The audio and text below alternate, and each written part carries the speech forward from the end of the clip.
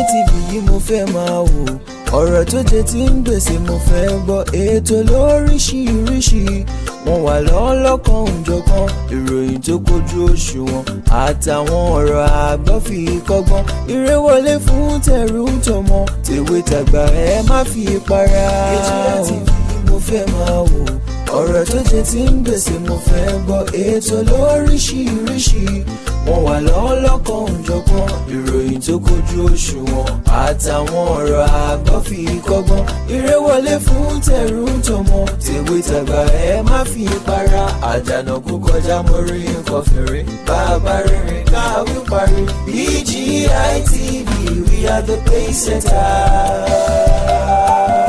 Bàbá gbàgede ìmọ̀ tẹlifíṣọ̀n station tí dòde. Ǹjẹ́ mo kí gbogbo ojú tó ń wò wá jákèjádò àgbáńlá ayé, mo kí lọ́kùnrin, mo kí lọ́bìnrin, mo kí lọ́mọdé, mo kí àgbàlagbà alé. Ǹjẹ́ mo kí ẹ̀yin bàbá mi, ẹ̀yin ìyá mi, mo ṣèbà ọba kọ́dá, ọba ṣẹ̀dá, ọba tó dá gbogbo wa, tó pa wá mọ́ títí di àkókò yìí. Ǹjẹ́ ẹ̀yin olólùfẹ́ ìkànnì BGI TV, ohun wo la tún mú wá fún wa lónìí lórí ètò wa, ètò yín, ètò ọ̀rọ̀ tó ń lọ. Ẹ̀yin ọmọ Yorùbá ò, ẹ yá mi létí inú yín. Ẹ̀yin ọmọ Yorùbá, ọmọ ilẹ̀ Oòduà, ẹ súnmọ́ bí kẹ́ ẹ wá nǹkan fìdílé tàbí kẹ́ ẹ fìdílé nǹkan, torí wípé wọ́n sọ wípé ó ń bọ̀ àwọn làádẹ́ẹ̀dẹ̀. Gbogbo ohun tó ń ṣẹlẹ̀ nílẹ̀ Yorùbá yìí, ṣé bá ti mọ òwò lọ́nà nìna? Ẹ̀yin àgbààgbà ilẹ̀ Yorùbá, ẹ̀yin kábíyèsí wa, ẹ̀yin alẹ́nulọ́rọ̀, ẹ̀yin olóṣèlú, kí lẹ̀ ń wò, kí lẹ̀ ń ṣe sí tó ń ṣẹlẹ̀ nílẹ̀ Yorùbá báyìí? Torí wípé àwọn àgbà ni wọ́n bọ̀ tán wípé tí àlejò bá ti ń fi sàárè àfọ́jú hàn, á jẹ́ pé ó lọ́wọ́ onílé nú. Gbogbo ìjàmbá àti ìjàmbàkù táwọn Fúlàní tí wọ́n ti ń ṣe nílẹ̀ wa yìí, Gbogun ni ó dópin, àti wípé ibi tọ́rọ̀ wa ń lọ báyìí, kí la lérò wípé yóò gbẹ̀yìn rẹ̀ nígbà táwọn Fúlàní tí wọ́n bá tún wá ń fọwọ́ lalẹ̀ fún wa lórí ilẹ̀ wa, nílùú wa. Àwọn Fúlàní sọ fún wa wípé ìwé òfin àpilẹ̀kọ ilẹ̀ Nàìjíríà Constitution ó sọ wípé gbogbo ọmọ orílẹ̀-èdè Nàìjíríà ló lẹ́tọ̀ọ́ láti gbébi tó bá wù wọ́n. Àmọ́ béèrè tèmi ó béèrè ni wípé ṣó ń bẹ nínú òfin ilẹ̀ wa náà bákan náà wípé táwọn àjèjì bá ń gbélé ẹni, ìjẹ́ dandan ni bí táwọn ẹni tó nílùú bá láwọn ò fẹ́ yín mọ́? Ṣó ń bẹ nínú òfin wípé àǹfààní ń bẹ fájèjì tó bá ń gbélé wa o láti mọ́ pa wá ń pakúpa, láti mọ́ ba èrè oko wa jẹ́, láti sọ àwọn ọmọ daláìlóbìí, láti sọ aya daláìlọ́kọ, láti sọ ọkọ daláìláya bí? Ṣó ń bẹ nínú òfin ilẹ̀ wa láti sọ àwọn obìnrin wa dopó ọ̀sán gangan bí? Ẹ̀yin aráalé, mo fẹ́ kẹ́ ẹ bá ń fìdílé nǹkan tàbí kẹ́ ẹ wá nǹkan fìdílé, torí pé ètò tí mo mú wá lónìí ó jẹ́ nǹkan tó ṣe kíni, tó gbomijé lójú mi. Kódà ìgbà tí mo gbọ́ ìròyìn tí mo fẹ́ mẹ́nu báyìí, ó jẹ́ n tó yani lẹ́nu. Àbáwọn Fúlàní náà kọ́ ni? Bẹ́yìn èèyàn wá bá gbàgbé, ń ràn yín létí. Ní ọdún 1999, mo rántí pé ààrẹ Muhammadu Buhari lákòókò ìgbà náà wọn tí ì padà wá sípò ààrẹ lẹ́lẹ́ẹ̀kejì. Wọ́n kó àwọn ìgbìmọ̀ kan sọ̀dí, wọ́n sì rìnrìn àjò wá sílùú Ìbàdàn látàrí kíni, látàrí ìjà tó ṣẹlẹ̀ láàrin àwọn ọmọ ilẹ̀ Yorùbá àtàwọn Fúlàní ni. Torí pé lákòókò ìgbà náà bàbá wa Lámú Adésínà, àwọn ni gómìnà ìpínlẹ̀ Ọ̀yọ́ lákòókò ìgbà náà. Èdè àìyedè tó sì ṣẹlẹ̀ láàrin Fúlàní àti àwọn ọmọ Yorùbá lákòókò ìgbà náà ó jẹ́ ẹni tó ṣe kíni, tó lágbára gan, débi wípé ọ̀pọ̀ ẹ̀mí ló sọnù. Kódà Lámú Adésínà fòfin lẹ̀ lákòókò ìgbà náà wípé ọ̀rọ̀ yìí ò nílé wọ, ká sajá mọ́lẹ̀ ká sẹkùn mọ́lẹ̀, ká wá múrú ẹkùn ká ìlàjà lọ́wọ́, kò ní ṣeé ṣe. Ilẹ̀ bàbá wa leléyìí, ẹ̀yin lẹ́fìlú wálẹ̀. Ṣùgbọ́n látàrí ohun tí Làmú Adésínà fi léde yìí lákòókò ìgbà náà ààrẹ Muhammadu Buhari wọ́n rìnrìn àjò wá sílùú Ìbàdàn láti wá ní àwọn àjọsọyépọ̀ kan pẹ̀lú bàbá Làmú Adésínà wípé kó dákun kó báwọn èèyàn rẹ̀ sọ̀rọ̀ kí wọ́n mọ́ pa àwọn ọmọ ìyá àwọn náà. Làmú Adésínà ti dolóògbé lónìí ọdún 8 tí ààrẹ Muhammadu Buhari lò lórí oyè. Kí ni táwọn Fúlàní ṣe ńlẹ̀ Yorùbá? Àwọn Fúlàní dára, wọ́n dáràn, àìmọye ẹ̀mí ni wọ́n ti sọnù, àìmọye ẹ̀mí ni wọ́n ti pa, wọ́n boko àwọn èèyàn jẹ́, wọ́n hùwà ibi lóríṣiríṣi. Ṣùgbọ́n pẹ̀lú gbogbo eléyìí tó ń ṣẹlẹ̀, ẹ̀yin ọba wa ńlẹ̀ Yorùbá kí lẹ ṣe sí? Ẹ̀yin ẹlẹ́nu lọ́rọ̀ ńlẹ̀ Yorùbá ìgbésẹ̀ wo lẹ gbé? Ẹ̀yin olóṣèlú ilẹ̀ Yorùbá kí ni nǹkan tẹ́ ẹ ṣe sí? Ara àwọn ìbéèrè tó mú mi ṣèwádìí tí mo ṣe léyìí tá a mú wá fún yín lórí ètò lónìí òun leléyìí. Ṣùgbọ́n ká tó kẹnu bọ̀rọ̀, ìkọ̀kọ̀ fẹ́ ká lọ ka àpilẹ̀kọ tí agbẹnusọ àwọn Méjì Àlà tó kọ láìpẹ́ yìí níbi tó ti ń sọ wípé Sunday Igboho ṣé wọ́n fi ọ́lẹ̀ kó o tún wá bẹ̀rẹ̀ sí ní dára wèrè rẹ níbí? Mo fẹ́ kó yé ọ wípé Yorùbá nìkan kọ́ ló lórílẹ̀‐èdè Nàìjíríà o, kódà àjọ nílùú ni, a sì lè gbébi tó bá wù wá torí pé ó ń bẹ nínú ìwé òfin ilẹ̀ wa bẹ́ẹ̀. Ṣùgbọ́n béèrè tí mo fẹ́ béèrè ni pé ìwé òfin ilẹ̀ wa tí arákùnrin yìí mẹ́nubà ìjọ ń bẹ nínú ìwé òfin ilẹ̀ wa pé ká lọ sí orí ilẹ̀ onílẹ̀ ká bà nǹkan èrè oko wọn jẹ́ ká sì tún pa wọ́n bí? Ta ló yẹ ká pè lọ́daràn? Ta nìkà? Ta lápanijayé? Ẹ já lọ wo nǹkan tí agbẹnusọ àwọn Méjì Àlà tó kọ yìí. Agbẹnusọ àwọn Méjì Àlà orúkọ rẹ̀ á mọ̀ jẹ́ Abdullahi Bello Bọ́déjò, ṣùgbọ́n kà lédè èbó ìwà tú fún wa lédè Yorùbá. Báyìí lọ́rọ̀ náà ṣe lọ. Were you released to come and start your madness again? Méjì Àlà leader blast Sunday Igboho. Wọ́n ní ṣé wọ́n tú ọ lẹ̀ wípé kó o tún wá bẹ̀rẹ̀ sí ní ṣe wèrè rẹ níbí? Sunday Igboho wọ́n ti tú ọ lẹ̀ pé kó o tún wá bẹ̀rẹ̀ sí ní ṣe iṣẹ́ ọṣẹ́kíṣẹ́ tó ń ṣe tẹ́lẹ̀. The national president of Méjì Àlà Cattle Counterhall, Abdullahi Bello Bọ́déjò, has dismissed the notice given by Sunday Igboho to Fulani herders to quit Yoruba land. Ṣé ẹ gbọ́ báwọn? Wọ́n ní pé wọ́n sọ wípé ọ̀rọ̀ tí Sunday Igboho sọ pé kí gbogbo àwọn Fúlàní kí wọ́n filẹ̀ wálẹ̀ pé kò jọ rárá, kò jọ láké, kò jọ lóko, pé kò tú dànù. Bọ́déjò insisted that the Nigerian Constitution has given every citizen the right to live in any part of the country and pursue his or her legitimate business. Ṣé ẹ̀ ń gbọ́ báwọn? Wọ́n ní pé òfin ilẹ̀ Nàìjíríà ó fún gbogbo ọmọ orílẹ̀-èdè ní àǹfààní láti gbé ibikíbi tó bá wù wọ́n, láti máa ṣe ìdókòwò níbikíbi tó bá wù wọ́n. Ìbéèrè tí mo fẹ́ kẹ́ ẹ bá mi bi àwọn Fúlàní, àwọn Méjì Àlà ni wípé tí ìbágbépọ̀ èèyàn méjì ò bá wọ̀, kí ni ó padà gbẹ̀yìn rẹ̀? Àwa lè bá ní tán ká fani nítan ya ni bí? Speaking during an interview with The Sun, the Méjì Àlà leader claimed that some people were trying to use Sunday Igboho to eat up the situation. Ṣé ẹ gbọ́ báwọn? Ó láwọn kan lòun mọ̀ tí wọ́n ń bẹ lẹ́yìn Sunday Igboho, tí wọ́n ti Sunday Igboho ní tìkùtì láti rí i wípé ó dojú ìjọba kolẹ̀, ó dá rògbòdìyàn sílẹ̀ láàrin ìlú. Bọ́déjò urges President Bola Ahmed Tinubu to use security agencies to call Igboho to order. Ó ní òun gba ààrẹ Bola Ahmed Tinubu níyànjú láti pe àwọn agbófinró kí wọ́n tètè pe Sunday Igboho kí wọ́n kìlọ̀ fún Sunday Igboho lórí pé ń pa àwọn èèyàn wọn, kí wọ́n kìlọ̀ fún Sunday Igboho lórí pé ń ba nǹkan àwọn èrè oko àwọn èèyàn rẹ̀ jẹ́, kí wọ́n kìlọ̀ fún Sunday Igboho pé gbogbo àwọn ọmọ tó ní bàbá tó níyà ẹ ti sọ wọ́n d'aláìlóbìí, kí wọ́n kìlọ̀ fún Sunday Igboho pé gbogbo àwọn tó lọ́kọ ẹ ti sọ wọ́n d'aláìláya. Àbẹ́ ìwà aráyé bí?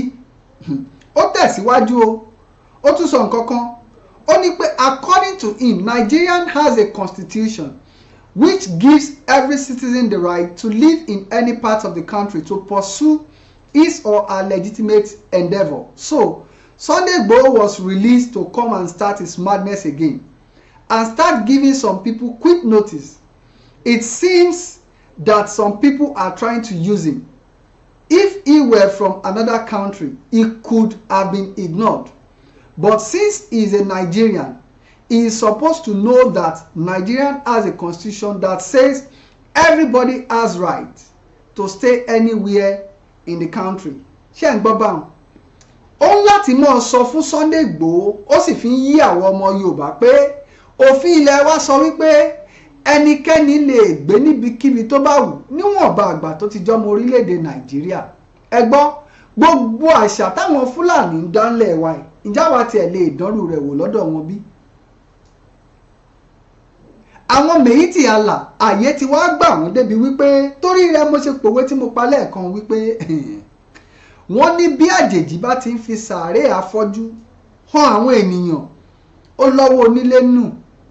Táwa níkà àwọn talára alé tá a fẹ́ sọ wípé wọ́n jẹ́ ìkà nílẹ̀ Yorùbá tó ṣe pé àwọn ni wọ́n ń gbénú òkùnkùn ta fà sínú ìmọ́lẹ̀, ṣùgbọ́n nǹkan kan ni wọ́n gbàgbé.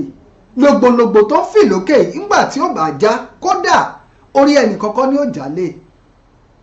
Ẹni tó bá torí ipò ń lọ sẹ́dẹ̀ ó wá bẹ́ẹ̀dẹ̀ jẹ́, wọ́n ti gbàgbé pé ẹ̀dẹ̀ làwọn ó padà sí. Ohun tá a bá ṣe lónìí yóò padà dọ̀rọ̀ ọ̀tọ̀ lọ́la ni. Arákùnrin tẹ̀síwájú nọ̀rọ̀ rẹ̀, ó tún mẹ́nu bà àwọn nǹkan kan o. Ó ní however, if that person commits any crime, the security agencies are supposed to arrest and charge him to court. Ẹgbọ́n ta la fẹ́ pè lọ́daràn nínú Sunday Igboho tó ń jà fún ẹ̀tọ́ àwọn ènìyàn rẹ̀ àti táwọn Fúlàní ń ṣe. Ta lọ̀daràn, ta lápàyàn, ta nìkà, ta lẹ́ni tó yẹ ká mú kí wọ́n tì mọ́lé, ta lẹ́ni tó yẹ káwọn agbófinró rọ́wọ́ mú. Only I don't know the reason Sunday Igboho is acting like this. He wants to be a Yoruba hero. He should realize that the current president is a Yoruba man. Yoruba have very intelligent elders and they would not act like the way Sunday Igboho is acting. I call on the president to use the security agency to call Sunday Igboho to order. Fulani have lost so many lives and properties in that area. Ṣé ń gbọ́? Ó láwọn Fúlàní ti pàdánù ọ̀pọ̀lọpọ̀ ẹ̀mí lórí rògbòdìyàn tó ń ṣẹlẹ̀ lápá ìsàlẹ̀ ní àyìn, ní pàtàkì nílẹ̀ Yorùbá. Ṣé ilẹ̀ bàbá wọn ni bí? Ǹjọ́ wa tọ́ kí àjèjì kó wá mọ́ fọwọ́ lalẹ̀ fún wa nílẹ̀ bàbá wa bí? Ẹ̀yin àgbààgbà ilẹ̀ Yorùbá, ẹgbọ́n tárákùnrin yìí sọ bí òwe ló ń pa fún yín wípé ojo ni yín.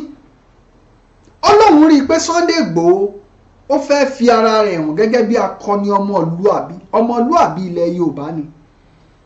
Ọlọ́run mọ̀ pé àwọn ọmọ Yorùbá, ìran Yorùbá ní àwọn ọlọ́pọlọ pípé, ṣùgbọ́n wọn lè hùwà bí Sunday Igboho ti ń hùwà yìí.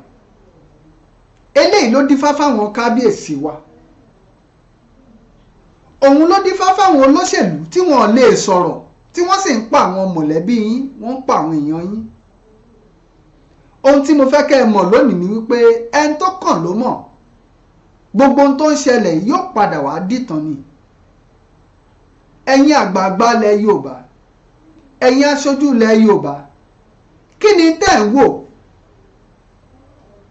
Ẹ má jà gbàgbé pé lórí ọ̀rọ̀ yìí òun náà ni Làmú Adésínà fi gbaná jẹ tí bàbá yìí sọ pé rárá àjèjì ò lè wá sílẹ̀ wa kí wọ́n wá mọ̀ ba nǹkan èrè oko wa jẹ́. Làmú Adésínà sọ̀rọ̀ yìí ó sì dúró lórí rẹ̀. Ìbọ̀rọ̀ yìí ló ta Muhammadu Buhari kọ́ín tó gbéra láti Katsina pẹ̀lú àwọn ìgbìmọ̀ tí wọ́n wá ṣèpàdé pẹ̀lú Làmú Adésínà. Ẹ wá já wò báyìí. Làmú Adésínà ti dolóògbé lónìí, ó wà nípò tọ́, àwa wà nípò kà. Buhari ọdún 8 tí Muhammadu Buhari lò gẹ́gẹ́ bí ààrẹ orílẹ̀-èdè Nàìjíríà. Gbogbo wa la mọ̀ táwọn Fúlàní tí wọ́n fojú àwọn ọmọ Nàìjíríà rẹ̀. Gbogbo wa la mọ̀ àrà táwọn Fúlàní dá nílẹ̀ Yorùbá. Pẹ̀lú bí àwọn Fúlàní ti ń pọmọdé tí wọ́n ń pàgbàlagbà tí wọ́n ń pọkùnrin tí wọ́n ń pobìnrin. Ìgbésẹ̀ wo gan-an òun ni ààrẹ Muhammadu Buhari gbé lórí ọ̀rọ̀ yìí? Kí la fẹ́ sọ wípé ààrẹ Muhammadu Buhari wọ́n ṣe gangan láti dẹ́kun àwọn Fúlàní pẹ̀lú ìwà ìbàjẹ́ yìí? Láfikún sí tárákùnrin yìí sọ, ìfẹ́ kẹ́ ẹ wo àwọn fọ́nrán kan, ìfẹ́ ká sáré dé ìlú Ògbómọ̀ṣọ́ ní abúlé kan tí wọ́n ń pè ní abúlé Aláròkò Òkè. Ẹ wá lọ wo àwọn iṣẹ́ tí Fúlàní ṣe níbẹ̀. Ẹ wá lọ wo bí àwọn Fúlàní bí wọ́n ṣe sọ àwọn èèyàn sí kolobo, tí wọ́n bà gbogbo ohun ní àwọn èèyàn jẹ́. Kódà àwọn Fúlàní wọn ò bẹ̀sùbẹ̀gbà, wọn ò kọ̀ pé kí ọ̀sán ó dòru. Ẹja dókè lọ́hùn náà, mò ń bọ̀. Orúkọ yín màmá? Màríà Ògùn tó dé ni. Kí ló ṣẹlẹ̀? Màálù lọ́jẹ́ ẹ̀, mo gbin ẹ̀gẹ́, mo gbin tìmọ́tì, mo wá gbin yangan sí, wọ́n jẹ gbogbo ẹ̀ pátá. Opó sì ni mi lọ́kọ̀. Kí wàá lẹ fẹ́ kíjọba ṣe? Kíjọba ràn mí lọ́wọ́ ni. Kíjọba ràn mí lọ́wọ́ ni. Ògúndé Samson. Kí ló ṣẹlẹ̀? Màálù jẹ oko mi ni, ó ti tó nǹkan bí ọ̀sẹ̀ 3 báyìí.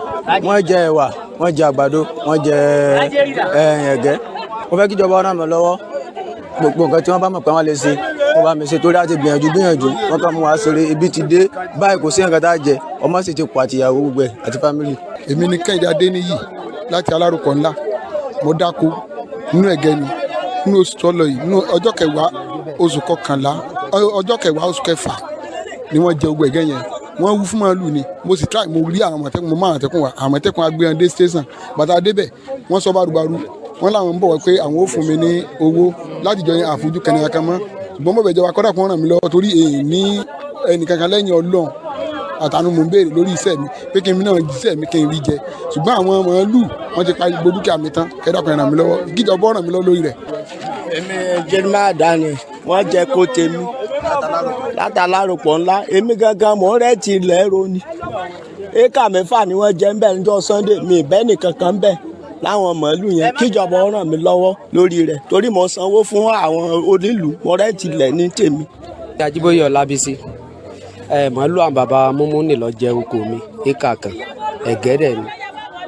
Ìjọ Friday ni mo lọ parí ẹ̀gẹ́ yẹn, bó ti máa ń lé wọn bẹ̀ tẹ́lẹ̀. Ṣùgbọ́n níjọ́ tí máa ń rí i pé mo lọ s'Ógbómọ̀ṣọ́ kí n tó padà sí Aláròpọ̀, wọ́n ti jẹ oko yẹn. Èmi obìnrin mo rokoroko látàwọn tí mo ti lálàrọ̀pọ̀ yẹn ìwàgẹ́ ìjayà kan. Ẹ wò ó bọkàn wá lónìí ní ilé rìn mọ́ nítorí oko ríro. Ìní nǹkan kan, ìlẹ́gẹ̀ẹ́ ọmọ mi tún gbé sóyà fún mi pé kí n tún fi jẹun lọ́dún. Mo sọ fún kùrì lérèsì pé má dòkó mi mà ní bọ̀ ní mángò ní oko mi mọ́ torí ó ti fẹ́ gbalẹ̀ mi. Mo fi ilẹ̀ lẹ̀ lọ́dún yìí, ọmọ mi tún kọ sóyà fún mi, ó tún bá mi ró pé kí n tún jẹ, ó tún jẹ sóyà mi lọ́dún ní àwọn èèyàn kùrì. Kí ni oúnjẹ sóyà yín? Màálù náà ni oko nísẹ̀rí ilé rìn tó rón jẹjẹ. Kí lẹ fẹ́ kíjọba ṣe? Kíjọba kí wọ́n bá dá sí kí wọ́n kó lórí ilẹ̀ wa ni wàhálà ti pọ̀. Kó bí ọmọ tọkọ bàdí kọ́ mọ̀ rí nǹkan mú lóko lọ́dọọdún. Mi ò fẹ́ o. Orúkọ mi ni Àjàmáyọ̀délé, alágbòrò Aláròpọ̀ ńlá lábẹ́ ìlú Fẹ́mi lóyè Ọláyọdé Ọládàpọ̀, Gbogun Aláròpọ̀ ńlá. Wàhálà àwọn Fúlàní ó ti pọ̀ jù, pàápàá jùlọ alọ Ìbàdàn ni alọ wa ni ó ti sú wa. Ṣùgbọ́n níta àgbà ni pé kí wọ́n fi orí ilẹ̀ wa lẹ̀, àlè Fúlàní àjọ ń dáko ni kí wọ́n máa dáko, ṣùgbọ́n ẹran wọn gángan kí wọ́n jọ torí Ọlọ́run kí wọ́n forí ilẹ̀ wa lẹ̀ ó tó gẹ́. Lọ́sàn-án lóru irú èmi tẹ́ ń wò yìí, èmi ò níṣẹ́ tó lè bá ti pé kí n lọ báyìí, èmi ò níṣẹ́ kankan, kí n sálọ kí n sábọ̀ náà ni tábà tó ń dán náà ní ìsìn àbùkù náà tó ń lójú àwọn Fúlàní ọ̀hún. So àti kódà pé ń bá fún wa lówó gan ó ti tó gẹ́ àgbówó wọn mọ́. níbi à ń jẹ́ kó à ń jẹ́ kankan wọ́n máa kó ẹran wọn kí wọ́n kó lọ kájọ máa dáko ó pé gbogbo ojú òní tiwa o. àwọn Fúlàní kí. ẹ káàbọ̀ padà ó dá mi lójú pé gbogbo wa la gbọ́ n táwọn èèyàn sọ nínú fọ́nrán tá a wò a fẹ́ Fúlàní ńlẹ̀ wa mọ́sẹ̀ ẹ wá já wo ohun tí àwọn èèyàn sọ yìí ká gbé e lẹ́gbẹ̀kẹ̀gbẹ́ pẹ̀lú tó jẹ́ ẹni tó jẹ́ agbẹnusọ fún àwọn Fúlàní Méjì Àlàyé èyí arákùnrin Abdullahi Bello Bódéjò ń tó sọ kí Bódéjò mọ̀ sọ fún wa wípé òfin ilẹ̀ wa ó fún àwọn lẹ́tọ̀ọ́ láti gbé ibikíbi lórílẹ̀‐èdè Nàìjíríà ǹjẹ́ àwa lè bá ní tan ká fani nítan ya ni bí? tá a bá ní ká wo ohun tó ṣẹlẹ̀ nílùú Aláròkò yìí a rí wípé ọṣẹ́ tó pọ̀ ń làwọn Fúlàní ni wọ́n ti ṣe ńlẹ̀ Yorùbá gbogbo eléyìí ṣé Bódéjò ò rí ni ṣáwọn àgbààgbà Fúlàní wọn ò rí ohun tó ń ṣẹlẹ̀ yìí ni tí ó fi wá dàbí ẹni pé bóyá Sunday Igboho ìgbésẹ̀ tó gbé táwa la wá fẹ́ pè lọ́daràn báyìí ṣé n tí Sunday Igboho ń jà fún ṣé kò lẹ́tọ̀ọ́ sí ibi àbí ṣé n tí Bódéjò sọ yìí òun lòótọ́ ọ̀rọ̀ ẹ̀yin èèyàn wa látàrí eléyìí ẹ mọ̀jà gbàgbé wípé àwọn olóṣèlú ilẹ̀ Yorùbá tó ń bẹ nípò agbára ẹ̀ ń pariwo restructuring ṣé lórí gbogbo ewu ìjàmbá táwọn Fúlàní ṣe yìí náà lẹ ń pariwo restructuring fún restructuring lẹ́fẹ́ ni torí lójú tèmi pẹ̀lú gbogbo ohun tó ń ṣẹlẹ̀ àti tárákùnrin ohun tó fi léde yìí restructuring ò lè ṣe o kódà sovereign conference gan ò lè ṣe ẹjẹ́ àdókè lọ́hùn ká lọ gbọ́n táwọn èèyàn tún sọ táwọn ọmọ Yorùbá sọ sẹ́ẹ̀ tá a bá gbàgbé ní ọdún 1993 nígbà tí MKO tó fẹ́ lọ fún ìdíje kó tó di wípé wọ́n lọ fún ètò ìdìbò lórílẹ̀‐èdè Nàìjíríà ẹ mọ̀jà gbàgbé páwọn ọmọ Yorùbá lákòókò gbà náà wọ́n láwọn ò lọ ṣùgbọ́n torí pé ọba Síjú Adé tó dolóògbé wọ́n ní ẹ̀yin ọmọ Yorùbá ẹja lọ dìbò àwọn ọmọ Yorùbá tún tẹ̀síwájú wọ́n lọ dìbò ẹ̀yin ọba wa òun ló délẹ̀ yìí mélòó nínú yín ló jáde tó sọ̀rọ̀ lórí ìpakúpa ìfọnáfọṣù táwọn Fúlàní ń pa àwọn ọmọ Yorùbá ẹ̀yin olóṣèlú wa mélòó nínú yín ló ti jáde àwọn ẹbí tí yín ń bẹ lókè òkun ààrẹ Bọ́lá Ahmed Tinubu ẹ dákun mo fẹ́ kẹ́ ẹ gbé ìgbésẹ̀ lórí ọ̀rọ̀ yìí torí ọ̀rọ̀ tí Bódéjò sọ yìí àfi kẹ́ ẹ dá sí i àfi kẹ́ ẹ wá nǹkan ṣe sí i Buhari dúró bẹ́ẹ̀ ó wà fún ààrẹ orílẹ̀-èdè Nàìjíríà fún odindi ọdún 7 àwọn èèyàn rẹ̀ wọ́n ń pa àwọn ènìyàn pàkópa ààrẹ Muhammadu Buhari ò rí nǹkan kan ṣe sí i lákòókò ìgbà náà ẹjẹ́ àdókè lọ́nà ká lọ gbọ́n táwọn èèyàn tún sọ mò ń bọ̀. I'm the spokesperson of YOLICOM, Yoruba Liberation Command, and our position on restructuring is very clear. We made a declaration saying that it's too late for restructuring in Nigeria. You will remember in 1962 there was a massive problem in Nigeria when Awolowo was arrested. Our people talked to us. There was crisis for over 4 years that led to the coup. There was a Yoruba meeting of elders called the Yoruba Leaders of Thought. We relented. The thing continued. Yoruba has continued to lose ground since that time. In 1993, there was the annulment of the June 12 election. Shiju Ade, the former Oni, spoke and said Yoruba should go ahead and conduct an election. We did. It led to nothing. The same thing happened 1998, just before the handover to the democratic elected government.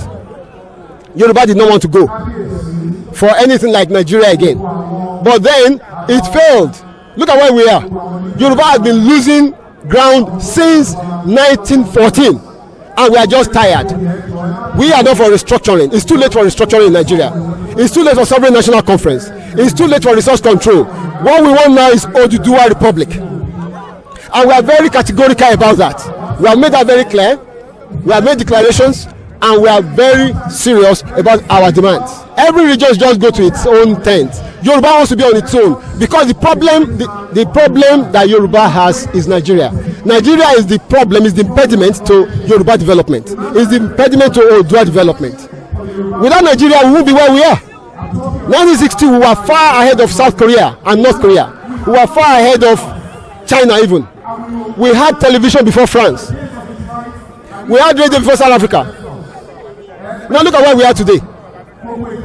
I think it's a shame that even any Yoruba man can be talking about restructuring at this point in time. What are we restructuring? This country that is already shot to pieces? I don't think that's what we want. But they are always talking about giving Nigeria a chance.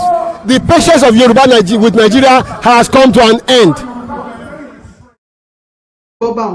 ẹ̀yin ará ilé àkókò tá a wà yìí kì í ṣe àkókò restructuring mọ́ torí pé nínú orílẹ̀-èdè Nàìjíríà yìí ẹ wo ìjàmbá tó ti ṣẹlẹ̀ sáwọn ọmọ Yorùbá ẹ wo iye ọmọ Yorùbá táwọn Fúlàní ti pa ẹ wo iye àwọn ìní nǹkan ọmọ Yorùbá tí wọ́n ti bàjẹ́ káàkiri ṣé inú eléyìí la wá tún fẹ́ sọ wípé àtúntò orílẹ̀-èdè Nàìjíríà ló wá kàn bí ẹ̀yin olóṣèlú wa ó dá mi lójú wípé ìfẹ́ kí ẹ wò ọ̀rọ̀ yìí ọ̀rọ̀ sùnùkùn ni o ọ̀rọ̀ sùnùkùn lọ̀rọ̀ yìí o torí pé orílẹ̀-èdè Nàìjíríà kì í ṣe ibi tí a lè ṣe kí ni tá a lè mọ́ gbé mọ́ àwọn ọmọ Yorùbá òmìnira tiwa lókùtà fẹ́ tá a bá ní ká wo gbogbo ohun tó ti ṣẹlẹ̀ ǹjẹ́ Sunday Igboho wá jàre bí báyìí ǹjẹ́ Sunday Igboho jàre bí bẹ́ẹ̀ sì la rí àwọn ọmọ Yorùbá àwọn adarí ilẹ̀ Yorùbá kọ̀ọ̀kan tó ṣe wípé àwọn ò ṣe kí ni wọn ò gbè lẹ́yìn Yorùbá ohun tí ó bá ti fa àǹfààní tó bá ti mú àǹfààní wá fúnlẹ̀ Yorùbá wọn ò tẹ̀lé ohun tí ó ṣe àwọn láǹfààní àtàwọn tí wọ́n ń ṣerú fún òun ló tẹ́ wọn lọ́rùn mo fẹ́ kẹ́ ẹ já dókè lọ́hùn ká lọ gbọ́ nǹkan kan tí gọ́vnà Ṣèyí Mákindé sọ ó bà mí nínú jẹ́ lẹ́yìn rẹ̀ á gbọ́n tí Sunday Igboho wá fi fèsì torí wípé kó tó di pé Sunday Igboho lè dìde wípé ó tó gẹ́sẹ̀ alùbàtà kan ìdarin tí ò bá dójú ẹ̀ tán wọ́n ní kèébínú ọmọ àlèyàn nífà ẹja dókè lọ́hùn mò ń bọ̀. Aware of some people circulating flyers and giving people ultimatums to leave their land. This is totally unacceptable and will not be condoned.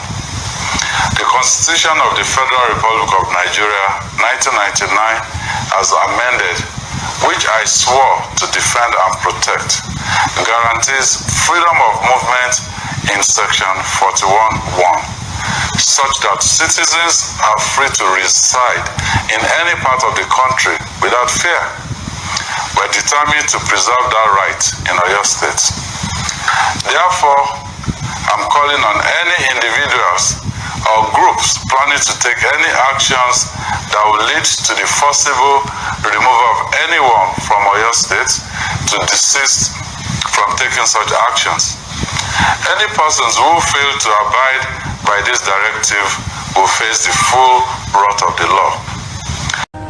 Tíjọba bá wà tí ààbò bá sí fún aráàlú tó olóòṣèjọba lé lórí aráàlú dìde fúnra ẹ̀. Ó ṣe pé mo pàṣẹ àbí mo dédé pàṣẹ àbí mo kàn sọ nǹkan tí ó wá látọkàn mi. Nǹkan tó fa ọ̀rọ̀ yìí ni wípé ẹ̀yin náà wò láti bí ijọ́ mélòó kan sìn bí ọ̀sẹ̀ bíi méjì sìn nípa ọ̀rọ̀ àwọn Fúlàní tó wà ní gbogbo Ìbàràpá. Ẹ wo dókítà wa Dr. Fatai PhD doctor ọmọ Yorùbá tó kàwé tó gboyè ó wá lọ sí lóyìnbó ní àìní ọdún ó lọ ṣiṣẹ́ ó wá dé ó kówó dé ó wá lọ lu bàbá ẹ̀ ní gangan ó dá oko àgbàdo ẹ̀gẹ́ iṣu oríṣiríṣi nǹkan soya beans ó dẹ̀ gba ọmọ wa ní gangan bẹ́ẹ̀ náà sí bẹ̀rẹ̀ pẹ̀tẹ́ tán bá ṣiṣẹ́ Fúlàní wa jẹ oko ẹ̀ ó wá gbéra láti lọ bá àwọn Fúlàní yìí sọ̀rọ̀ láti lọ bá Sẹ́ríkì Fúlàní pé ẹ wá wo ohun tí àwọn ọmọ yín ṣe lórí oko mi kò yẹ kó rí báyìí lórí ilẹ̀ bàbá mi wọ́n dẹ̀ dé lókun bẹ́ẹ̀ náà wọ́n dẹ̀ sàpà àìmọye yẹn bẹ́ẹ̀ tá a lè múrúkọ wọn làwọn Fúlàní yìí bẹ́ lórí tí wọ́n pa wọ́n jí àwọn kan gbé ẹni tó bá gbowó tó kéré lọ́wọ́ rẹ̀ wọ́n gba 7 million wọ́n gba 10 million wọ́n gba 11 million lórí ilẹ̀ bàbá wa ọ̀rọ̀ yẹn dùn mí ó bà mí lọ́kàn jẹ́ gan bí ọ̀rọ̀ yẹn ni mò ń bá Sẹ́ríkì sọ̀rọ̀ làwọn ọmọ rẹ̀ yí ọ̀bọ̀n sí mi mo gba ìbọn yẹn lọ́wọ́ ìkan yọ àké àgbà ìkejì tún yọ ìbọn mi ìyẹn ti ẹ̀yìn ẹni bá wọnú fídíò yẹn tó ra fídíò wọn ó yin ìbọn yẹn sí mi kí n tó lọ́bọ̀ yẹn mọ́ lọ́wọ́ ẹ bá gbọ́ fídíò yẹn pé ìbọn bẹ̀rẹ̀ sí dáhùn bẹ́ẹ̀ wọ́n yìnbọn sí mi ń bẹ̀ kí n tó ẹ ń bájà wá ẹ̀yin pípù yìí tí n bá bájà wá ẹ̀ ní dúró tẹ́ ẹ bá ti wá lè wá àtúnṣe sí ọ̀rọ̀ jíjígbé àti pípa àwọn ẹ̀gbọ́n wa àtàwọn àǹtí wa àwọn bọ̀dá wa àtàwọn ìyá mi àtàwọn bàbá mi tẹ́ẹ̀jẹ̀ wọn lóko mọ́ yìí o ó fẹ́ tàkẹ́ forílẹ̀ bàbá wa lẹ̀ ọ̀rọ̀ tá à ń fà yìí sọ̀rọ̀ ẹ̀sìn kí sọ̀rọ̀ já ẹ̀ wọ́n dúnkokò tọ́pọ̀ jù wọ́n dúnkokò ntọ́lọ́hún táwọn tí ń dúnkokò náà mọ̀ pé àwọn ń dúnkokò mọ́ mi ṣùgbọ́n ohun tí èjẹ́ kí ẹ̀rù bà mí ni pé ó ń bẹ nínú Bíbélì pé tíyẹn bá ń jà fún ẹ̀tọ́ ẹ̀ lórí nǹkan bàbá rẹ̀ tó bá kú síbẹ̀ kò sí nǹkan kan torí pé mo mọ̀ pé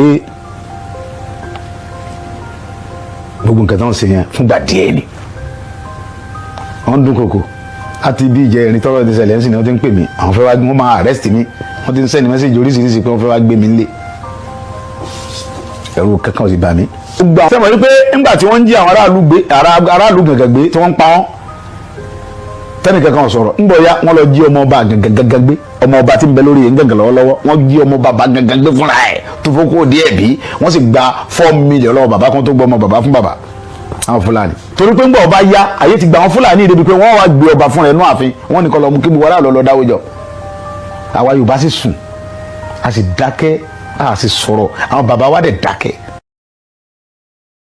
tí ẹ lójú ayé bí ẹ̀yin aráalé àwa Yorùbá a sùn a dákẹ́ àwọn bàbá wa sì dákẹ́ ẹ rí i pé àwọn kábíyèsí wọn ò fọhùn àwọn olóṣèlú ilẹ̀ Yorùbá èwo ló sọ̀rọ̀ nínú wọn pẹ̀lú gbogbo táwọn Fúlàní àrà tí wọ́n dá ńlẹ̀ Yorùbá kódà àwọn olóyè àwọn kábíyèsí ìgbésẹ̀ wo ni wọ́n gbé látàrí ọ̀rọ̀ Fúlàní nílẹ̀ Yorùbá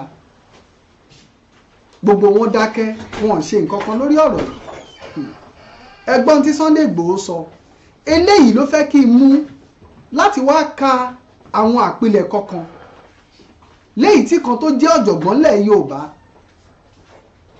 Dr. Dáre Babarínsá tí wọ́n kọ tó jẹ́ oníròyìn ìwádìí yìí gan-an òun ló ṣe ìtọ̀nà fún wa láti wá béèrè ìbéèrè wípé nílẹ̀ Yorùbá ta nìkà ta lọ̀dájú ta la pààyàn torí pé ẹ rí i pé nínú fọ́nrán tẹ́ ẹ wò lẹ́ẹ̀kan ohun tí gómìnà ìpínlẹ̀ Ọ̀yọ́ sọ kí ló fi yàtọ̀ sí nǹkan tí agbẹnusọ àwọn Miyetti Allah sọ gómìnà ìpínlẹ̀ Ọ̀yọ́ sọ wípé ìwé òfin ilẹ̀ wa ó sọ wípé gbogbo wa la lẹ́tọ̀ọ́ láti rìn síbi tó wù wá gbogbo wa la lẹ́tọ̀ọ́ láti ṣe tó bá wù wá níbi tó bá wù wá lóòótọ́ òfin ilẹ̀ wa sọ bẹ́ẹ̀ ǹjẹ́ òfin ilẹ̀ wa ó fún àwọn Fúlàní lẹ́tọ̀ọ́ láti bà nǹkan èrè oko jẹ́ láti pa àwọn ọmọ Yorùbá ní ìfọnáfọṣu eléyìí ni nǹkan tó jẹ́ wípé ó fa ìbéèrè àti ìwádìí ìjìnlẹ̀ wá léyìí tí ń kà fún yín mo fẹ́ kẹ́ ẹ tẹ́tí bẹ̀lẹ̀ jẹ́ kẹ́ ẹ mọ́ bá mi lọ lórí àpilẹ̀kọ Babarínsá how Yoruba elite caused Fulani herdsmen's invasion of Southwest ẹ̀rí báwọn nínú ìwádìí tí wọ́n ṣe yìí wọ́n jẹ́ kó yé wa wípé àwọn ọ̀jọ̀gbọ́n lẹ̀ Yorùbá àwọn kábíyèsí àwọn alẹ́nulọ́rọ̀ àwọn ni wọ́n ṣokùnfà gbogbo ohun tó ṣẹlẹ̀ yìí torí pé wọ́n fi yé wa wípé Chief Ọbáfẹ́mi Awólọ́wọ̀ èrò rere ni wọ́n gbà lẹ̀ Yorùbá ṣùgbọ́n gbogbo àwọn ìjọba tó ti wá lẹ́yìn wọn kí ni wọ́n ṣe sí i? ẹ mọ́ gbàgbé tó ṣẹlẹ̀ lọ́dún 1999 nílùú Ìbàdàn, ṣùgbọ́n ká tó mẹ́nu débẹ̀ ẹja tẹ̀síwájú lórí àpilẹ̀kọ yìí. How Yoruba elite caused Fulani herdsmen's invasion of South-West. The havoc the Fulani herdsmen from the northern part of Nigeria and even the diaspora have caused the South-West could be compared to the invasion of the Mongol Huns.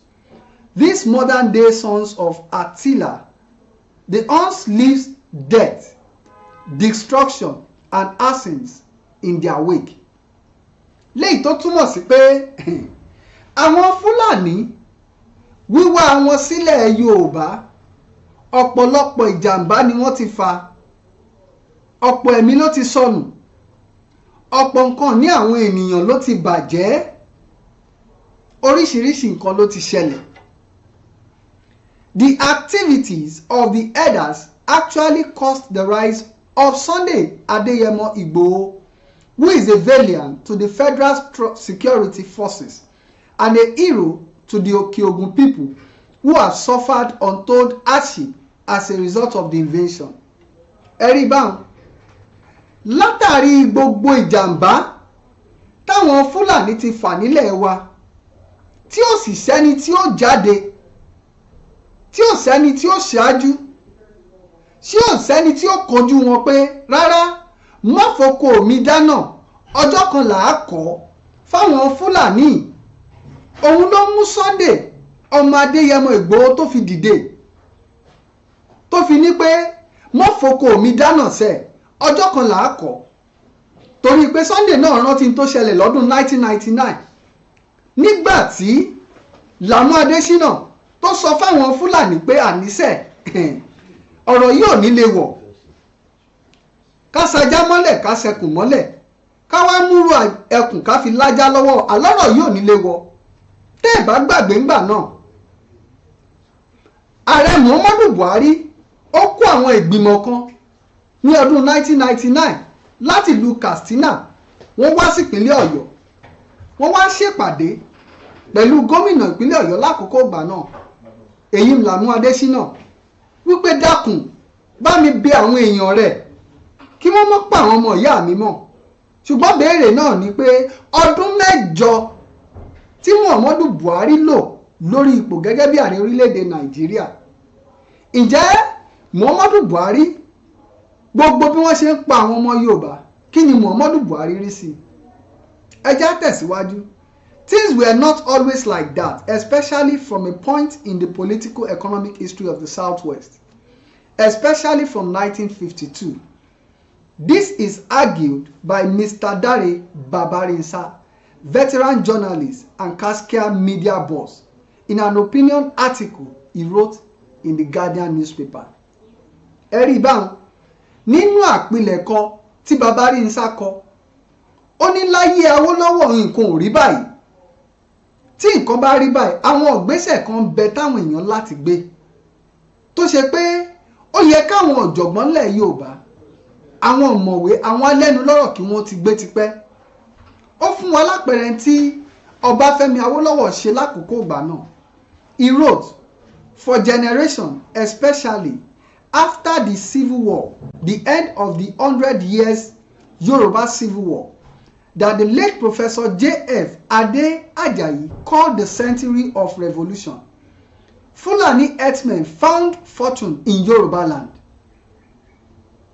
Gẹ́gẹ́ bí nǹkan tí ọ̀jọ̀gbọ́n Adé Àjàyí sọ wípé lẹ́yìn ogun tó ti jà sẹ́yìn, àwọn Fúlàní rí ọrọ̀ tó ń bẹ nílẹ̀ Yorùbá, wọ́n sì wò wípé ilẹ̀ tó lọ́ràá nílẹ̀ wọn. They helped in raising cattle, most of which were owned by them and others by Yoruba entrepreneurs. They supplied meat and milk to the West. Látàrí báwọn Fúlàní ṣe rí ilẹ̀ Yorùbá tó kún fún ọrọ̀, wọ́n wá gbìyànjú láti ṣe kíni, wọ́n bẹ̀rẹ̀ sí ní báwọn Yorùbá da ẹran. Wọ́n báwọn Yorùbá da ẹran, kódà àwọn mílìkì tí wọ́n ń rí lára ẹran lákòókò ìgbà náà tó jẹ́ ti tàwọn Yorùbá, wọ́n tà fún àwọn èbó lókè òkun lọ́hùn. when Chief Obafemi Awolowo became premier of the defunct Western region, now divided into Ekiti, Lagos, Delta, Edo, Ogun, Ondo, Oyo, and Osun in 1952, he found the cattle business an attractive one. He established 11 cattle ranches across the region and imported a new stouder and more productive breed of cattle from Argentina. Ẹ̀rí ìbáwọn. Lẹ́yìn ìgbà tí Chief Obafemi Awolowo tí wọ́n di adarí premier tilẹ̀ Western region, lákòókò ìgbà náà wọ́n ṣe kí ni? Wọ́n dá ibùgbé fún àwọn màálù lọ́nà 11 ni wọ́n dá sílẹ̀. Tá a bá ń sọ nípa Western region, àwọn ìpínlẹ̀ tó wà ní Western region lára rẹ̀ láti rí ìpínlẹ̀ Èkìtì, ìpínlẹ̀ Èkó, ìpínlẹ̀ Delta, ìpínlẹ̀ Edo, ìpínlẹ̀ Ògùn, ìpínlẹ̀ Ondo, ìpínlẹ̀ Ọ̀yọ́ àti ìpínlẹ̀ Ọ̀ṣun. Lẹ́yìn ìgbà tí Chief Ọbáfẹ́mi Awólọ́wọ̀ ṣe ìdásílẹ̀ àwọn ibùgbé fún àwọn màálù yìí tán, wọ́n lọ sí orílẹ̀-èdè Argentina láti lọ kó àwọn màálù wọlé, tó ṣe wípé ibùgbé tí wọ́n kọ́ fún àwọn màálù yìí, àwọn màálù ò gbọ́dọ̀ fibẹ̀ sílẹ̀. Àwọn tó ń sìn wọ́n ló máa wá oúnjẹ tí wọ́n máa jẹ lọ, wọ́n á dẹ̀ kó wá síbẹ̀ fún àwọn màálù láti máa jẹ. Ṣùgbọ́n lẹ́yìn eléyìí kí ni tó ṣẹlẹ̀? Ẹ jẹ́ ká wò. Awolowo left power in 1959. Then Chief Ladoke Akintola came. After Akintola was the interim regime of Dr. Koyejo Majekodunmi, Akintola returned for the second and final time. After his violent death in 1960, came Colonel Adekunle Fajoyi, and then Colonel Adeyinka Adebayo, Colonel Oluwole Rotimi, Admiral Akintunde Adewu, and Colonel David Madasi Jembewon. By the time Uncle Lamu Adesina became governor of Oyo State in 1999, there were no more ranches anywhere in the former Western region, once ruled by Obafemi Awolowo. The Yoruba elite have consumed the entire Argentine breed, and the Fulani herdsmen were back in rearing business. Ṣé rí báwọn? Gbogbo àwọn ìjọba tó ti ṣe lẹ́yìn ìgbà t'Awólọ́wọ̀ ti kúrò lórí oyè, t'Akíntọ́lá ti bọ́ bẹ̀, títí kó tó wá di pé Lámú Adésínà gba orí oyè. Gbogbo àwọn màálù tí Awólọ́wọ̀ kó wá, àti pé kò sí àmójútó, gbogbo ẹ̀ òun ni wọ́n ti jẹ tán. Gbogbo ìlànà tó wá fi lélẹ̀ láti máa sin ẹran màálù wọn ò yà sí. Débi wípé wọn ò lè fi àpá hàn wípé agbègbè bíbáyìí ni Chief Ọbáfẹ́mi Awólọ́wọ̀ kọ́ ilé màálù sí. Látàrí eléyìí, àwọn Fúlàní bẹ̀rẹ̀ sí ní da ẹran ká. Wọ́n bẹ̀rẹ̀ sí ní dẹran káàkiri, wọn ò tiẹ̀ wò pé kò sí ní tí ó ṣẹlẹ̀. Kí ni tó wá ṣẹlẹ̀? Ẹ rí pé gbogbo àwọn tó jẹ́ ọ̀jọ̀gbọ́n ilẹ̀ Yorùbá, gbogbo àwọn adarí, gbogbo àwọn olóṣèlú, gbogbo wọn ló yẹ ká tọ́ka sí báyìí. By the time Uncle Lamu Adesina became governor in Oyo State in 1999, there were no more ranches anywhere in the former Western region once ruled by Awolowo. The Yoruba elite have consumed the entire Argentine breed, and the Fulani herdsmen were back in rearing business. In year 2000, there was a violent clash between Fulani herdsmen and Okeogun farmers in Oyo State. People were killed on both sides. In the aftermath of the clash, Major General retired Muhammad Buhari led a northern delegation to Governor Adesina to plead the cause of the Fulani. The clash had occurred in the immediate constituency of Adesina's deputy governor, Barrister Iyola Okpadokun. Later, some of the colleagues and I met with Governor Adesina. He promised that he would build new ranches and revive the old ones of the Awolowo era after he must have won his re-election bid in 2003. He lost. 5 governors later, The herdsmen remain a terror to the people. Abẹ́ wa ráyé bí. Àwọn darandaran wọ́n di wàhálà sáwọn èèyàn lọ́rùn. Ìgbà tí Buhari wá ṣèpàdé pẹ̀lú Làmú Adésínà, lẹ́yìn ìgbà tí Làmú Adésínà jẹ́ kó mọ ohun tó ṣẹlẹ̀, ó sọ pé ó dáa o, tóun bá wọlé ẹlẹ́ẹ̀kejì, òun ó gbé àwọn ìgbésẹ̀ láti rí i pé òun kọ́ àwọn ibùgbé fáwọn màálùú. Ṣùgbọ́n látàrí pé bàbá yìí ò wọlé, àwọn Fúlàní wọ́n wá di ọ̀ràn sáwọn ọmọ ilẹ̀ Yorùbá lọ́rùn. Ẹ já wo ohun tó ṣẹlẹ̀. The Igboho mini-series Act 1 Scene 1 by Dare Babarinsa. The Sunday Igboho saga is not going to end without several mini-series.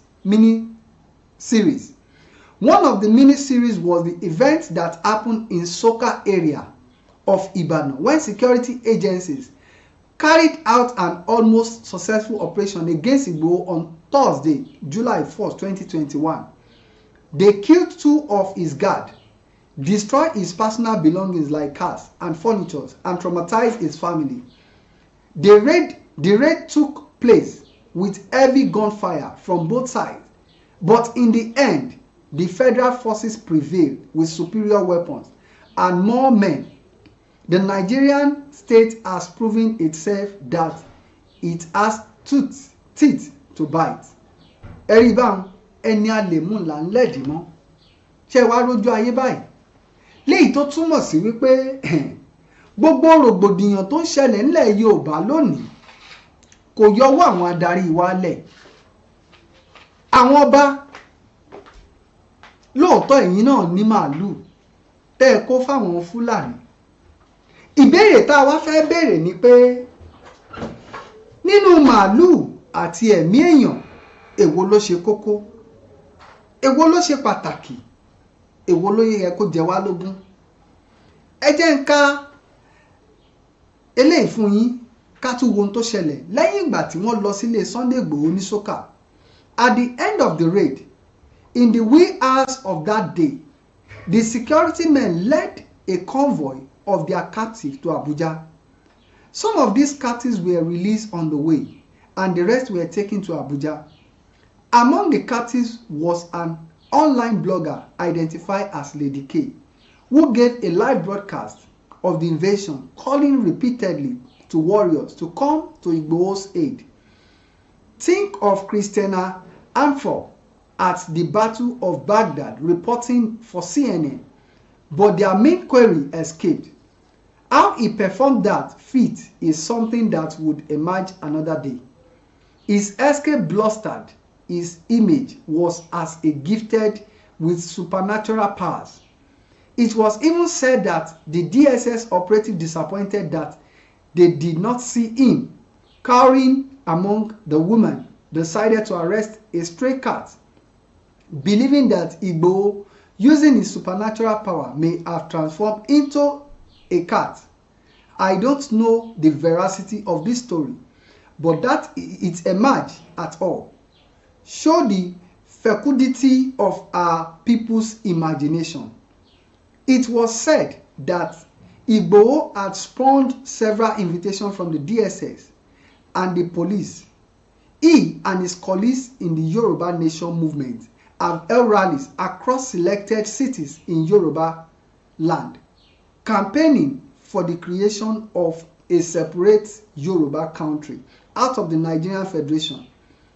They have built to stage another rally in Lagos on Saturday, July 3rd, when the authority had warned against. Nonetheless, the rally held, albeit without the presence of Igboho.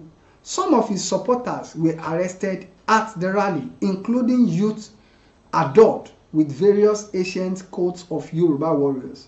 The protester alleged that a youngster was killed by a stray police bullet, a claim that the police denied. Akeem Odumosu, the energetic Lagos State Commissioner of Police, who was present at the event with his men, said no live bullet was fired.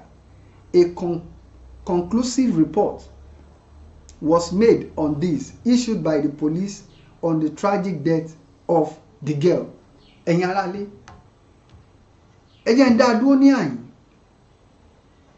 Ẹ̀yin Yorùbá, ẹ̀yin ọmọ ilẹ̀ Yorùbá, ẹ̀yin ọmọlúàbí ilẹ̀ Yorùbá, wọ́n ní pé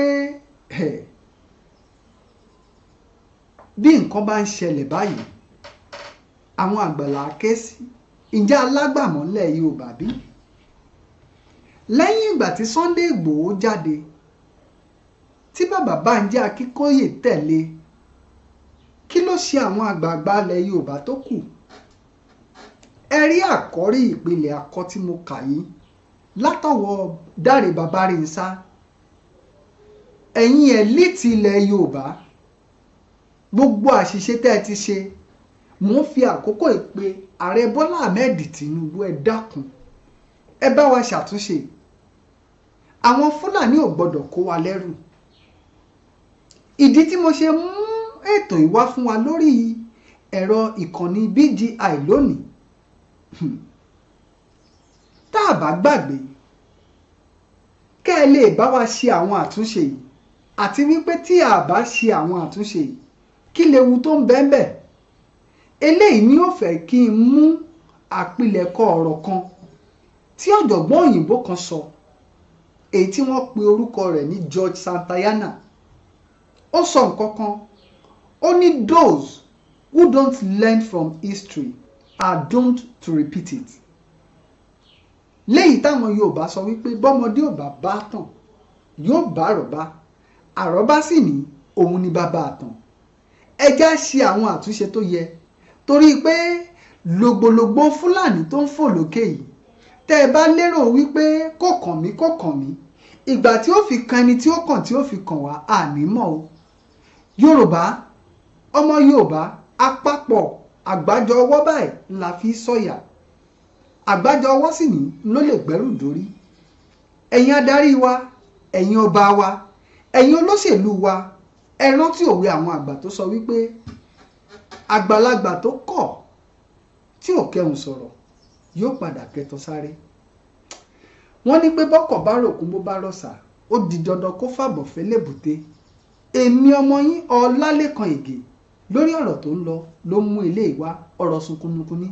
Bàbá Bọ́lá Ahmed Tinubu, ẹ gbé ọ̀rọ̀ yẹ̀ wò, torí pé àwọn ọmọ Yorùbá, ìran Yorùbá, ó dọwọ́ yín o, ó dàbọ̀. Wa ni wàhálà ti pọ̀ kó bí ọmọ tọkọ bọ̀dì kọ́ mọ̀ rí nǹkan mú lóko lọ́dọọdún. Mi ò fẹ́ o. Orúkọ mi ni Ajamayọdélé, alágòrò alárùpọ̀ ńlá lábẹ́ ìlú Fẹ́mi lóyè Ọláyọdé Ọládàpọ̀ Gbogun alárùpọ̀ ńlá. Wàhálà àwọn Fúlàní ó ti pọ̀ jù, pàápàá jùlọ alọ Ìbàdàn ni alọ wá ni ó ti sú wa. Ṣùgbọ́n níta àgbà ni pé kí wọ́n fi orí ilẹ̀ wa lẹ̀, àlè Fúlàní àjọ ń dáko ni kí wọ́n máa dáko, ṣùgbọ́n ẹran wọn gángan kí wọ́n jọ torí Ọlọ́run kí wọ́n forí ilẹ̀ wa lẹ̀, ó tó gẹ́. Lọ́sàn-án lóru irú èmi tẹ́ ń wò yìí, èmi ò níṣẹ́ tó lè bá ti pé kí n lọ báyìí, èmi ò níṣẹ́ kankan, kí n sálọ kí n sábọ̀ náà ni. Tábà tó ń dẹ̀ náà ní ìsìn àbùkù náà tó ń lójú àwọn Fúlàní ọ̀hún. So àti kódà pé ń bá fún wa lówó gan, ó ti tó gẹ́ àgbówó wọn mọ́. Níbi à ń jẹ kó à ń jẹ gankan, wọ́n máa kó ẹran wọn kí wọ́n kó lọ, kájọ máa dáko, ó pé gbogbo ojú òní tiwa o. Àwọn Fúlàní kí wọ́n kúrò lálárùpọ̀, wọ́n dáko, ayáwó kọlẹ̀ yẹn gan, ayáwó rógùn ẹ̀yìn 100 mẹ́wàá wọ́n lọ jẹ yẹn gan. Mo gbin yẹn gan, àbúrò ara mo fi ń ṣiṣẹ́ o, wọ́n sì ń jẹ kó mi, ẹran funfun ni ẹ wò ó. Gbogbo ẹni tí máa ń dààmú aláròpọ̀ ilé aláròpọ̀ ó mu o, káwọn Fúlàní ó kú o, kí wọ́n kú o. Abẹ gbogbo orílẹ̀-èdè Nàìjíríà kí wọ́n bá nílé àwọn Fúlàní ní ìlú aláròpọ̀, ó ti tó gẹ́gẹ́. Bí àwọn obìnrin agbára wọ̀ káwọn bá wọn ní oko, wọ́n fọ̀pá tilẹ̀ ni wọ́n yàdá sí wa, a lè dá lóko máa lè lọ dá ṣiṣẹ́ mọ́. Wọ́n ń wàgẹ́ fúnra wọn ni ń wà fún màálù, àrò ń jẹjẹ mọ́nú ìlú aláròpọ̀, wọ́n fẹ́ bí pa wá o, kíjọba gbà wá o. Orúkọ mi ni Adégbọlá Ògúnọlá, gẹ́gẹ́ bí aláròpọ̀, alága aláròpọ̀ ńlá. Ọ̀rọ̀ àwọn Fúlàní ó ti sú wa, níta sì pinnu ni pé kí wọ́n fìlú wálẹ̀, màálù wọn ò jẹ́ agbádùn, kò sóúnjẹ lu aláròpọ̀ mọ́, àló jẹjẹ mọ́, kíjọba gbà wá o, àlè Fúlàní ṣùgbọ́n kí màálù ọ lọ. Màálù ń dà wá láàmú, kò sí oúnjẹ fún wa, ènìyàn pọ̀ ní mi, Tani Ọmọjọ́dún Ògúntọ́lá nílùú Àwáyé, kò sí oúnjẹ fún mi, gbogbo wa kò sẹ́ni ó lóúnjẹ ìní pínrínpínrín, ẹ dákun wọn ń dà wá láàmú o, màálù ni o. Orúkọ mi ni Ọba Sakios Ọláyọdé Ọládàpọ̀ Gbogun alárùpọ̀ ńlá. kí ni àbọ̀ ìpàdé tẹ́ ṣe pẹ̀lú àwọn ọlọ́pàá lẹ́nu. àwa fi gbogbo ìlú wa fi ẹ̀hónú hàn gẹ́gẹ́ bá a ṣe mọ̀ pé màálù ó ń disturb wa nílùú alárùpọ̀ ńlá so gbogbo wa nísìn àlẹ́gẹ̀ẹ́ kankan nílùú alárùpọ̀ ńlá mọ́ ṣùgbọ́n bá tí a jọ ṣe meeting àti DCO torí pé DPO sílé wọ́n rọ̀ wá pé ká ní sùúrù ṣùgbọ́n tá a gbà ní pé kí àwọn Fúlàní àtàwọn bòrò yẹn kí wọ́n kó màálù wọn lọ táwọn náà bá fẹ́ máa dáko kájọ máa dáko so DCO wa sọ fún wa pé kí sẹ́ríkì wọn kó lọ pè wọ́n pé ìta afẹ́ yẹn kí wọ́n gbégbèsè rẹ̀ láti pé kí màálù wọn lọ káwa jọ jókòó àjọyé pọ̀ aṣọ yé pọ̀ so wọ́n ní tó bá dọ̀tún la ká padà pé a sì tún máa lọ sọ́dọ̀ area commander. kí wọ́n á ní ẹ̀fẹ́ lọ́dọ̀ ìjọba tí gbogbo àgbáyé. dákun a fẹ́ kí ìjọba ó ràn wá lọ́wọ́ torí pé àwọn Fúlàní kan wà tó yẹ pé lóòótọ́ àtijọ́ wà ń bẹ̀ yẹn ti pẹ́ ṣùgbọ́n àwọn náà wọ́n tún wà ń gba àwọn àlejò wa àwọn Fúlàní Haúsá wọ́n ti kún ọ̀dọ̀ wa tó yẹ pé wọ́n tún máa ń lé àwọn ìyá wa nú oko ni à ń bẹ ìjọba kan dákun ká bá wa dá sí ọ̀rọ̀ ìlú alárùpọ̀ ńlá àti agbègbè rẹ̀ alárùpọ̀ àti bọ́lọ́run dúró torí pé alárùpọ̀ ní orílẹ̀ local government ní ìlú Ògbómọ̀ṣọ́ Ọ̀yọ́ state so à ń rọ ìjọba pé kán dáhùn kán ràn wá lọ́wọ́ láti pé kí wọ́n bá wa dá sí ọ̀rọ̀ bòròrò tó ń jẹ oko àti Fúlàní yìí. ìṣẹ̀lẹ̀ ńlá. ọ̀rọ̀ yìí mọ̀lẹ́ ó bẹnu tán. ìṣẹ̀lẹ̀ ńlá lè yọ. gbáǹkọ́gbì làwọn ìṣẹ̀lẹ̀ ìgbàdégbà tó tún wáyé báyìí o. ó sì gba kéèyàn ó fi kọ́gbọ́n. ó ti wá tó àsìkò wáyé láti fọgbọ́n ọlọ́gbọ́n ṣọgbọ́n tí kì í jẹ́ ká pé àgbà níwèrè. ìkànnì BGI TV túbọ̀ ń mú tuntun wá lórí ìṣẹ̀lẹ̀ ńlá. ìṣẹ̀lẹ̀ ńlá lètò tó pọn dandan kí ẹ gbọ́. kí ẹ sì tó jàǹfààní ẹ̀kọ́ tí kì í mú ní jèsí kóòtù ọ̀ràn tàbí lùgbàdé burúkú. pẹ̀lú Alhaji Aláwìyí Adébáyọ̀ tí gbogbo ayé mọ̀ sí bàbá gbàgede ìmọ̀ lọ́sọ̀ọ̀sẹ̀. ìwọ ní ìṣẹ̀lẹ̀ ńlá lọ́wọ́ tàbí ní ìrírí ìṣẹ̀lẹ̀ ńlá tí mú ní kọ àfikọ́gbọ́n. kàn sí iléeṣẹ́ amóhùnmáwòrán BGI TV ní King Thousand Estate ṣẹlẹ̀ bàbá Ọlábọ̀ store Abẹ́òkúta nípínlẹ̀ Ògùn tàbí kí o pè sórí 0907-948-5035 0907-948-5035. ìṣẹ̀lẹ̀ burúkú kò ní ṣẹlẹ̀ sí yín. ẹ jẹ́ ká fọgbọ́n ọlọ́gbọ́n ṣọgbọ́n. ìṣẹ̀lẹ̀ ńlá lè yọ. èmi ni aláìlúwà ọba dókítà Adédòkun Ọmọnìyí Àṣọlá Bọ́lárìn aróyin kẹ́yìn kínní ọ̀ràngún ti ìlú Òkè Ìlá ní ìpínlẹ̀ Ọ̀ṣun. ẹ̀yin yan wa mo rọ̀ yín o ẹ máa bá mi wo BGI TV bàbá gbàgede olólùfẹ́ Yorùbá ni ó fẹ́ òótọ́ sísọ ó máa fẹ́ràn àwọn ènìyàn ó fẹ́ràn wa nílẹ̀ Yorùbá. ẹ máa wo ibi tó yẹ ká máa bò ní gbogbo ìgbà ibi tá a bá dẹ̀ ti lè ran ilé iṣẹ́ yìí lọ́wọ́ ẹ jẹ́ ká ràn wọ́n lọ́wọ́ wọ́n ń ṣe nǹkan tọ́lọ́run nìkan wá ṣe ni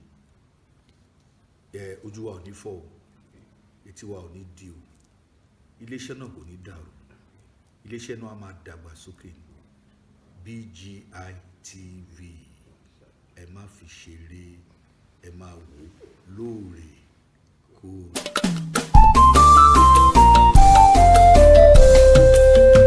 BGI TV yìí mo fẹ́ máa wò ọ̀rọ̀ tó jẹ tí ń gbèsè mo fẹ́ gbọ́ ètò lóríṣiríṣi wọ́n wà lọ́lọ́kan òjọ̀kan ìròyìn tó kojú òṣùwọ̀n àtàwọn ọ̀rọ̀ àgbọ́ fi kọ́gbọ́n eré wọlé fún tẹ̀rù tọmọ tèwe tàgbà ẹ má fi para. BGI TV mo fẹ́ máa wò ọ̀rọ̀ tó jẹ tí ń gbèsè mo fẹ́ gbọ́ ètò lóríṣiríṣi wọ́n wà lọ́lọ́kan òjọ̀kan ìròyìn tó kojú òṣùwọ̀n àtàwọn ọ̀rọ̀ àgbọ́ fi kọ́gbọ́n eré wọlé fún tẹ̀rù tọmọ tèwe tàgbà ẹ má fi para àdànà kó kọjá mórí nǹkan fèrè bàbá rere káwí parí BGI TV we are the pace setter. Bàbá gbàgede ìmọ̀ tẹlifíṣọ̀n station tí dòde. iléeṣẹ́ amóhùnmáwòrán tó mọ bó ṣe ń lọ tó ní ìròyìn kọ́ńbọ̀kì tó jẹ́ yàjóyàjó ìròyìn àti ìsọfúnni àtìgbàdégbà àwọn ètò tó ké pọ́pọ́ filẹ̀ má yí kúò ń bẹ̀ má gbé kúò ń bẹ̀ máa jẹ̀gbádùn ẹ̀ lọ BGI TV bàbá gbàgede ìmọ̀ TV èdùn òkè ló dirí ẹwà fákòkò o bí ọ̀kín bá tú ìyẹ́ ẹ̀ díẹ̀ ẹwà rẹ̀ àkàlẹ̀ àkà oko ẹ kàn sí ẹ̀ka ìpolówó ọjà wa láti bá wa dòwò pọ̀ lórí +234 70 38 22 61 60 fún àwọn tí ń bẹ lórílẹ̀‐èdè nàìjíríà 070 38 22 61 60 BGI TV bàbá gbàgede ìmọ̀ TV ọ̀gá ni kọ́ń láwùjọ òkúta. bàbá gbàgede ìmọ̀ tẹlifíṣọ̀n station tí dòde.